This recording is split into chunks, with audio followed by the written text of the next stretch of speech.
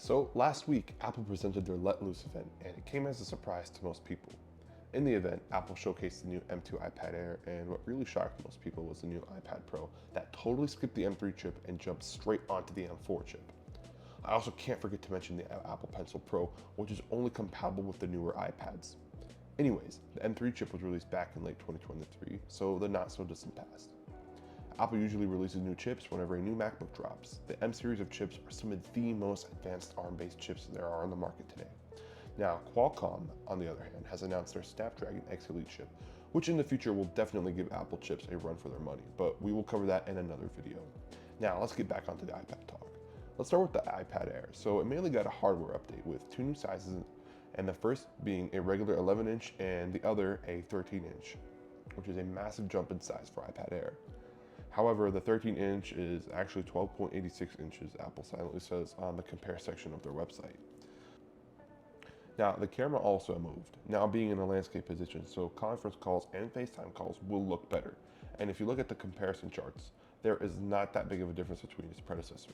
They are almost identical in hardware and just regular noticeable features that people will care about. And a final note, Apple upped the base storage option from 64 gigabytes to 128 gigabytes. Now let's move from the iPad Air and onto the Pro, the one that really raised eyebrows and dropped jaws. Now, the iPad Pro is really up there in pricing. If you opt out for the standard 11-inch version with no special add-ons, you're looking at just around $999. With tax, however, it will add up to $1,082. Yikes. Now, some more new features include a braided USB-C cable, which matches the color of the iPad you purchased, and it is only available on 13-inch model iPad. And it is really thin, like a magic sheet of metal, at only 5.1 millimeter for the 13-inch, making it the thinnest product Apple has released yet. It also comes with a new display, which Apple calls a tandem OLED, making it the most advanced screen in the market right now, according to Apple. If you opt out for the hefty 1TB or 2TB versions of both size iPads, you can also get the nano texture glass for your iPad, which reduces glare and reflections, making it better for professional workflows and using your iPad outside. Not only that, if you get the larger terabyte storage options, you get 16 gigabytes of RAM, which is double of what is available on the base model iPad Pro. Apple also removed the wide-angle lens from the iPad Pro, so the back cameras look a little different compared to the previous model. Now, Apple talked a lot about AI features in this event and the other software features that we probably will not see until later this year in WWDC when Apple launches a new iPad OS so that these tablets can actually feel new. The battery life on both the Air and the Pro models is relatively the same compared to the last generation, staying at about 10 hours of web browsing or video playback on Wi-Fi for the iPad Pro and 9 hours of the same activity on the Air. Now, I want to dive more into the price on both iPads, but more specifically the iPad Pro. I spec'd out a fully loaded iPad Pro, and it came out to $3,077, and it got all the way up to $3,517 with tax. Now that really sits up there with MacBook pricing, which is just crazy for a tablet. The iPads are really sitting at laptop level at this point, and they're giving MacBooks a run for their money.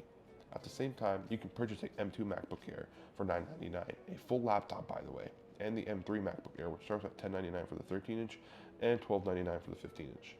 The 14-inch MacBook Pro starts at around $1599 and can climb up to steep prices, topping off at $3,500. Personally, I would take a MacBook over an iPad any day, but you can feel free to disagree with my opinion. However, if you do plan on aiming for the MacBook, I highly suggest biting the bullet and opting for more RAM in whichever model you get.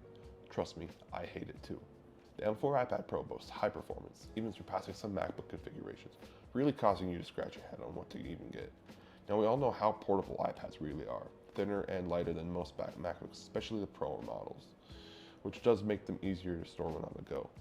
Now, the iPad Pro is definitely aimed for more professional users like artists, videographers, students, educators, and business executives.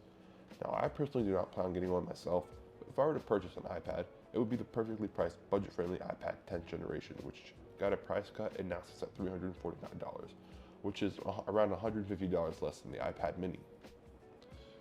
Now, let me know which iPad you guys would get in the comment section down below, and as always, thank you for watching, and I'll see you in the next one.